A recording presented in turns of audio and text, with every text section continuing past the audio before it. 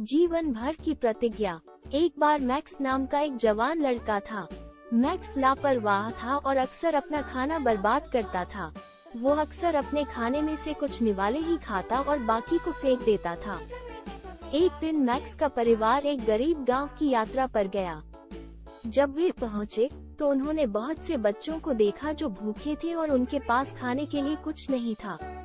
Max भूखे बच्चों को देखकर दुखी होता है और महसूस करता है कि वो कितना भाग्यशाली है कि उसे कम से कम खाने के लिए भोजन तो मिल रहा है। अगले दिन गांव में मैक्स का परिवार एक संस्था में जाता है जहां स्वयंसेवक गांव में भूखे लोगों को भोजन परोसते दिखते हैं। मैक्स ये देखकर चौंक जाता है कि कितने सारे लोग एक समय के भोजन के लिए घंटों लाइन में खड़े रहते हैं। उसने महसूस किया कि भोजन को बर्बाद करना न केवल अपमानजनक है बल्कि दूसरों के लिए भी हानिकारक है। जब मैक्स घर वापस गया तो उसने खुद से वादा किया कि वो फिर कभी खाना बर्बाद नहीं करेगा। अब वो उस भोजन की सराहना करने लगा जो उसे खाने के लिए दिया जाता था और अब वो बिना बर्बादी के अपना सारा खाना खाने लगा। उसने अपने बाकी परिवार और दोस्तों को भी ऐसा करने के लिए प्रोत्साहित किया।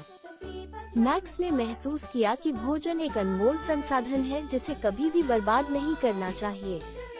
उसने जाना कि संसार में करोड़ों लोग भूखे हैं और भोजन को बर्बाद करके वो उनके दुख को और बढ़ा देता है।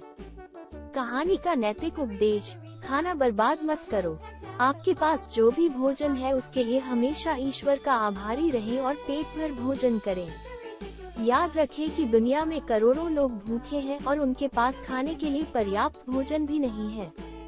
भोजन को बर्बाद न करके हम भोजन की बर्बादी को कम करने में मदद कर सकते हैं और यह सुनिश्चित कर सकते हैं कि सभी के पास खाने के लिए पर्याप्त हो।